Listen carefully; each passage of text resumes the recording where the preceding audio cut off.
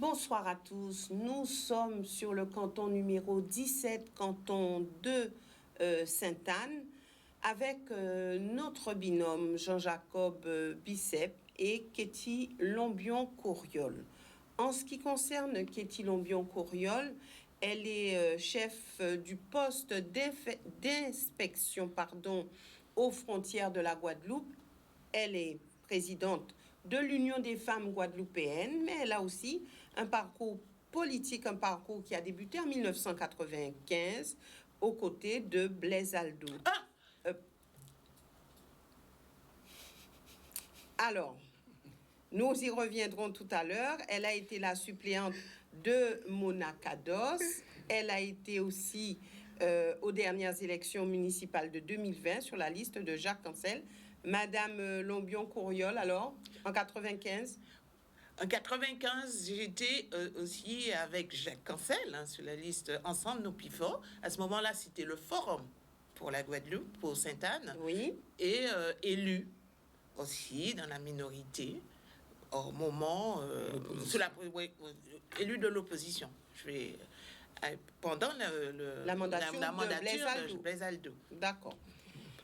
Alors, maintenant, nous avons aussi Jean-Jacob Bicep, qui est géographe spécialisé en géopolitique.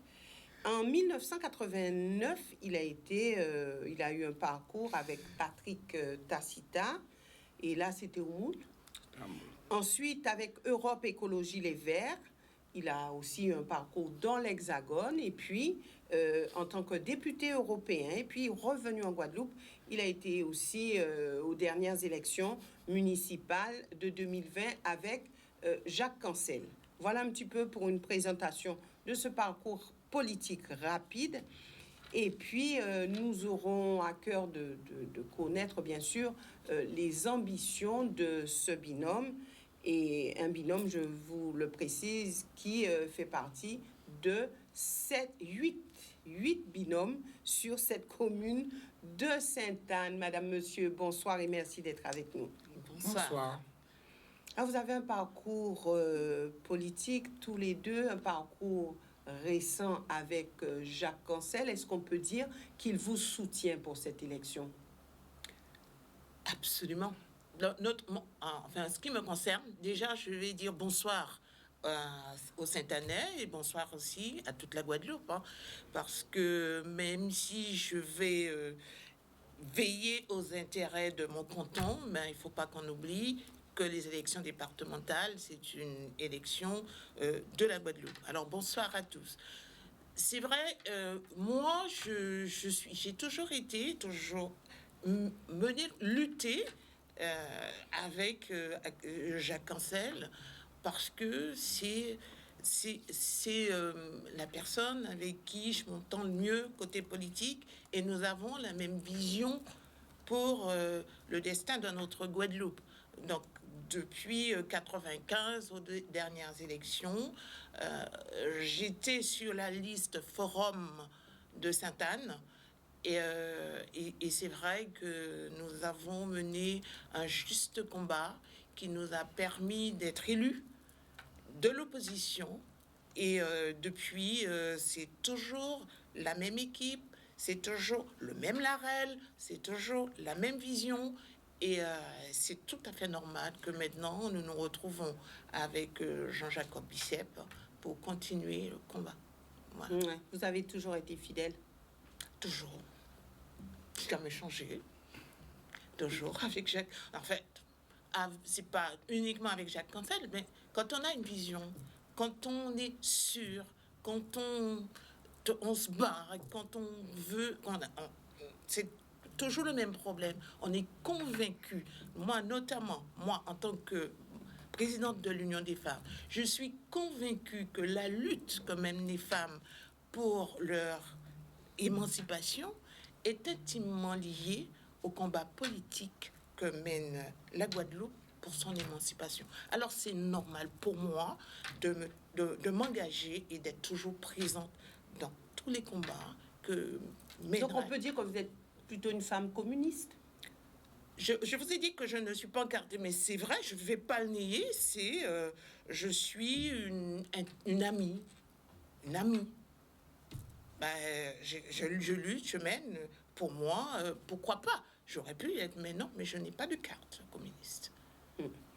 Jean-Jacob Bicep, alors c'est vrai que vous avez un parcours politique, tant sur la Guadeloupe que dans l'Hexagone.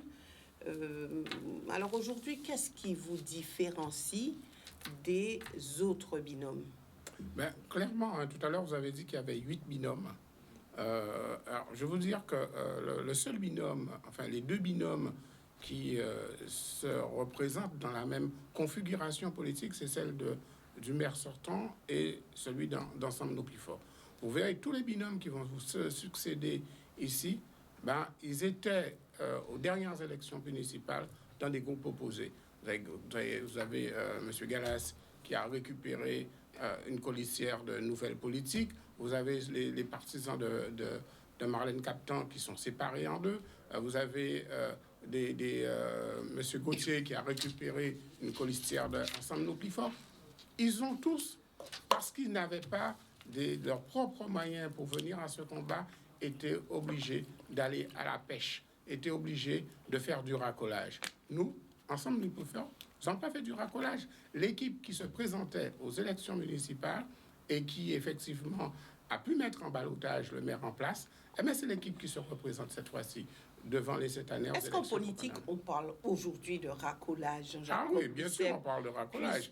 Puisque ce sont des choses qu'on vérifie, tant sur des élections départementales que sur des élections municipales, que sur des élections régionales. Donc aujourd'hui, est-ce que ça ne fait pas partie de la vie politique? Non, justement.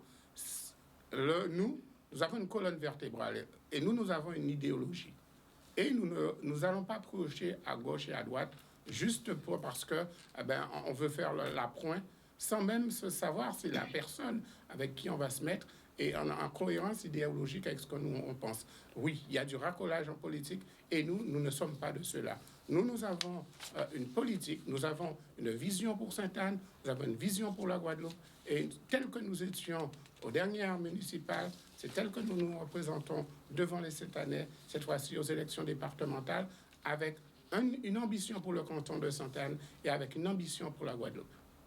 Alors, vous nous avez dit tout à l'heure que vous êtes les deux seuls, le binôme du maire, Christian Baptiste, et votre binôme, les deux seuls à être restés dans votre ligne. Alors, parmi vous deux, qu'est-ce qui vous différencie?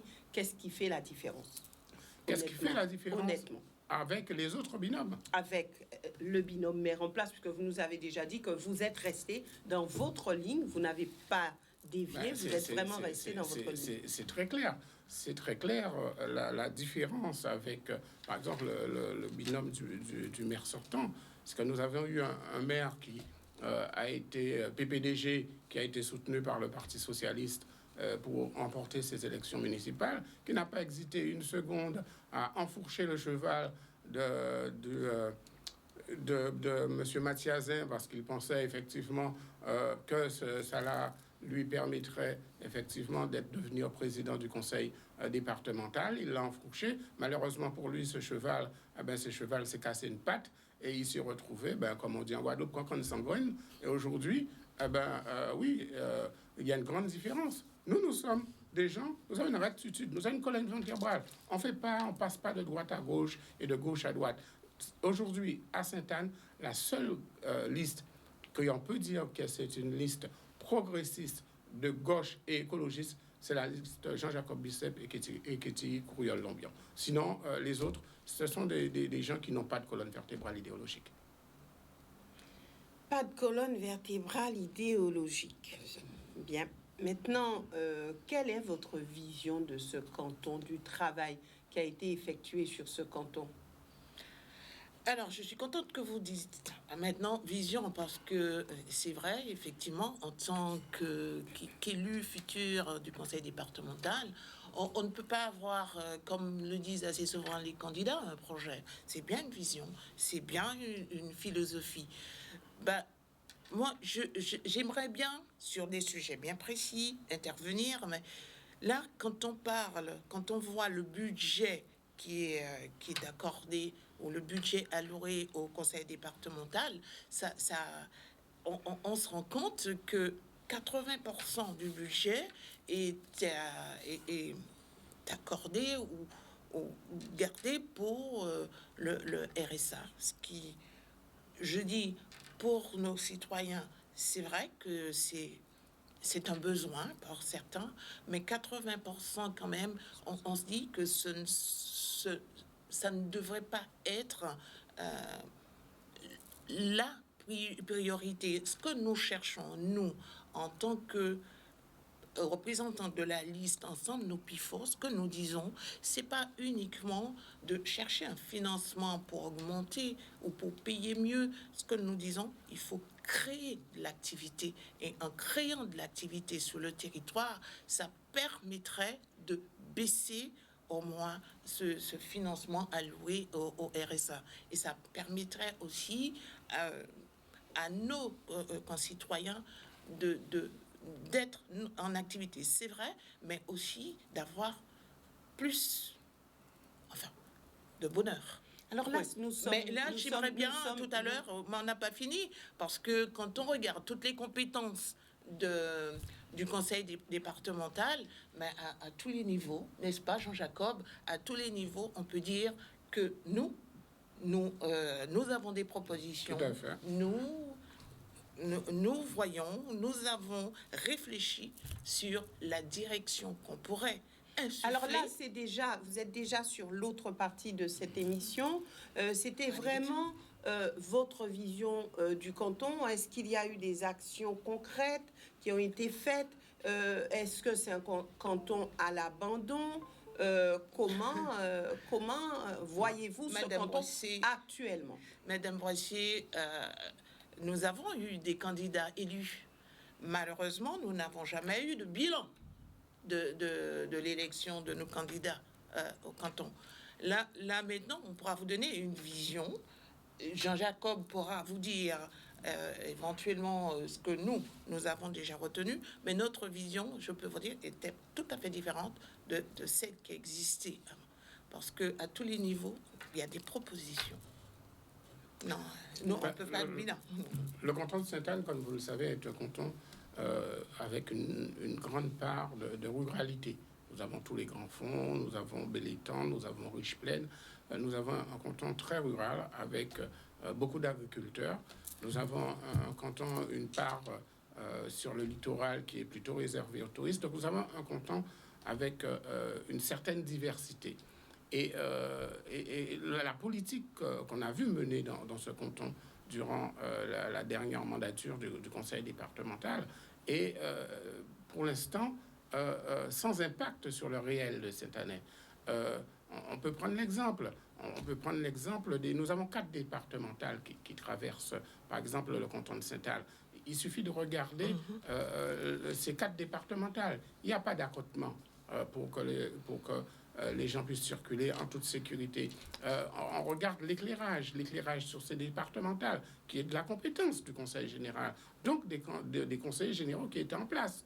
Et lorsqu'on regarde le travail qui est fait, on se dit que effectivement rien n'a avancé. On peut aussi regarder l'investissement.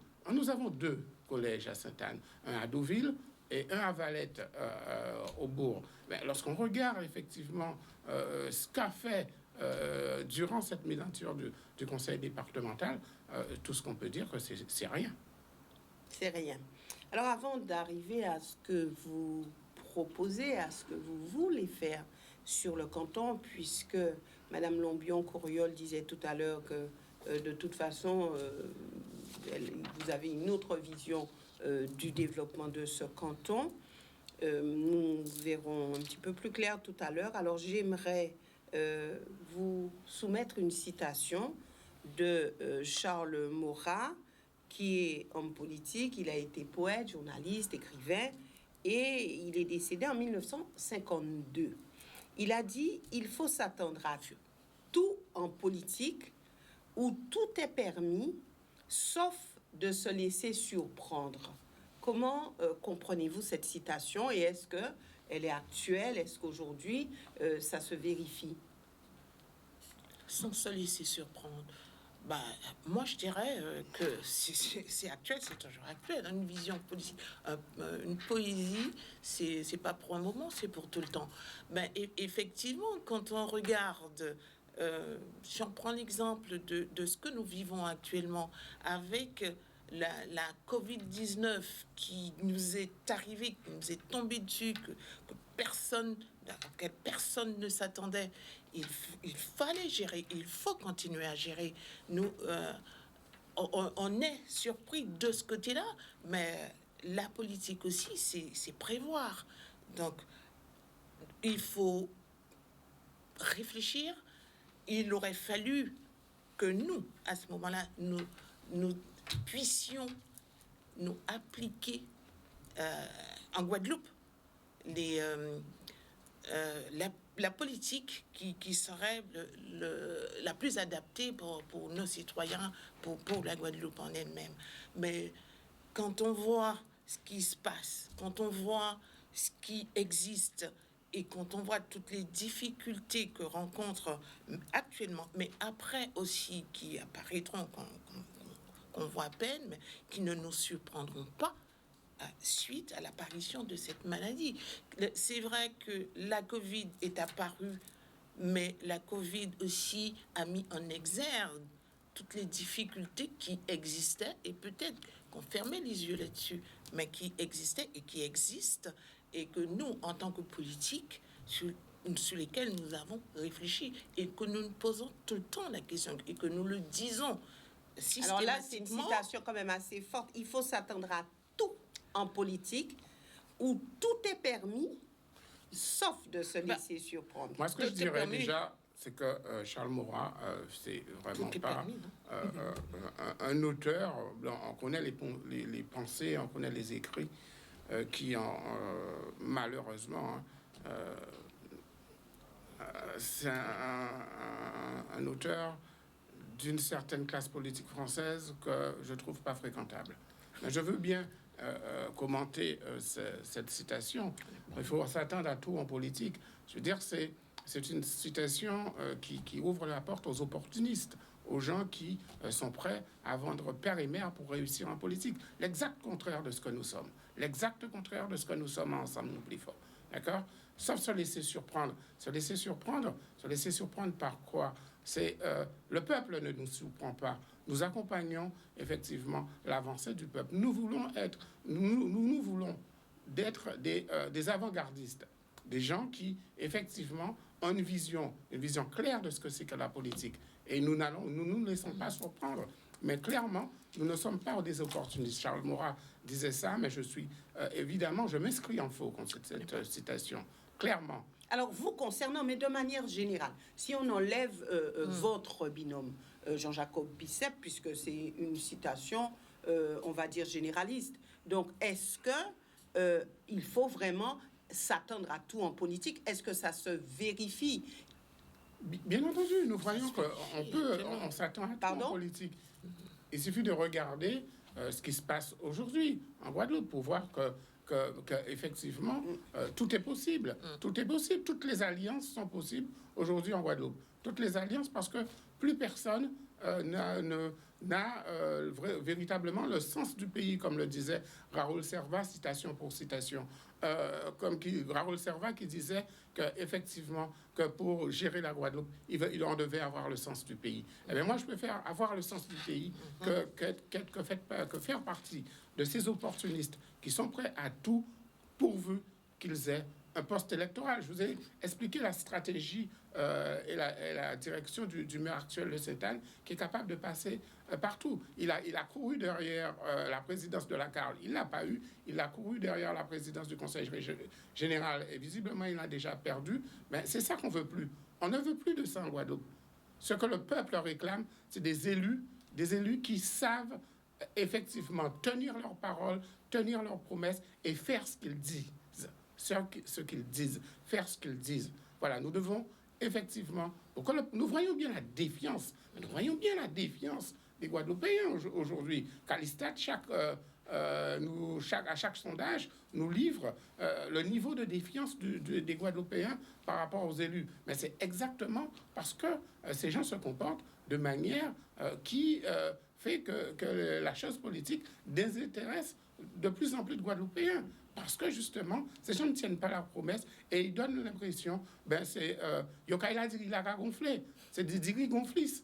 C'est ça la réalité politique d'aujourd'hui. Et il faut mettre un terme à ça. Il faut mettre un terme à ça. Et j'appelle les électeurs de notre canton 17 de mettre un terme à cette situation.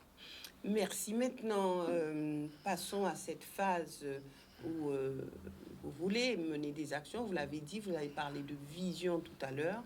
Donc, que voulez-vous proposer à cette population? Que voulez-vous faire dans ce canton? Eh bien, déjà, s'il faut revenir sur ce sujet, mon binôme vous a parlé tout à l'heure des routes, mais on ne va pas revenir.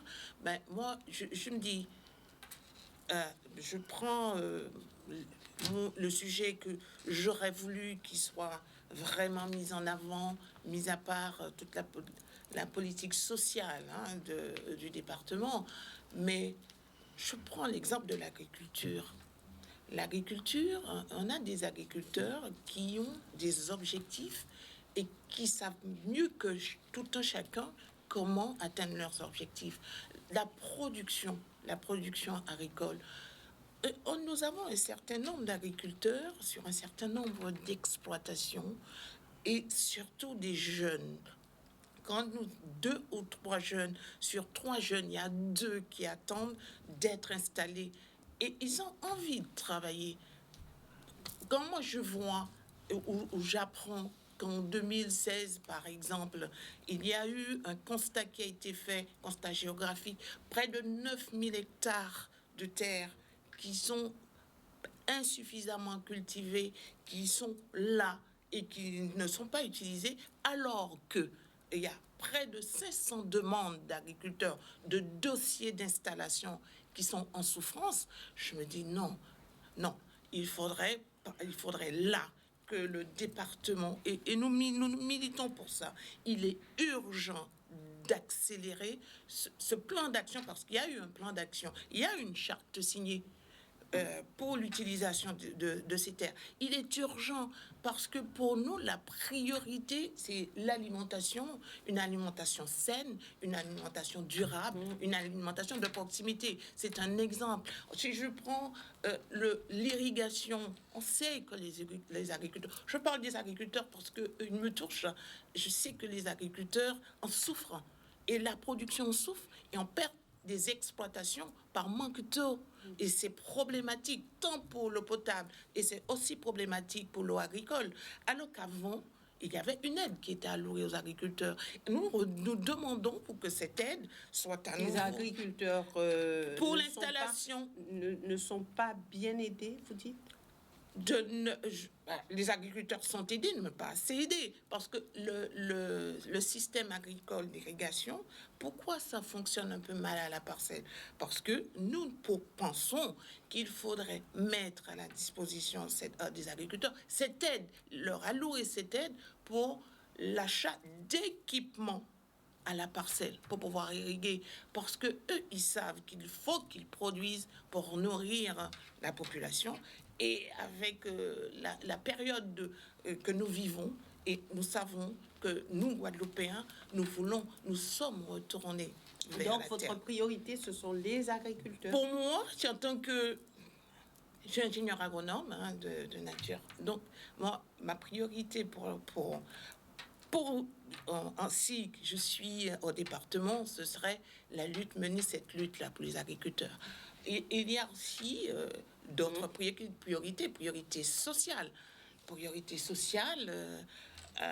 Le RSA, il y a les activités, les compétences pour accompagner les personnes à mobilité réduite, je dirais plutôt les personnes souffrant d'handicap. Et il y a les crèches. Bon, en tant que membre de l'Union des femmes, nous disons qu'il n'y a pas assez de place dans les crèches.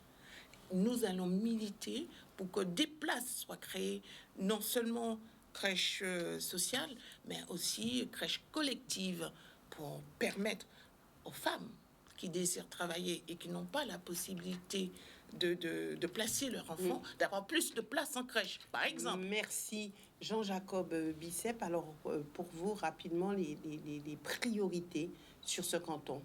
Alors, sur ce canton, effectivement, outre l'agriculture dont ma binôme vient de vous parler amplement, nous avons aussi, par exemple, la problématique de la pêche.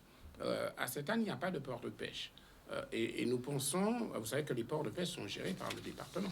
Donc, nous pensons qu'il faut, en concertation avec les pêcheurs, voir comment, effectivement, est-ce qu'il est nécessaire de construire ce port de pêche départemental de la Sainte-Anne.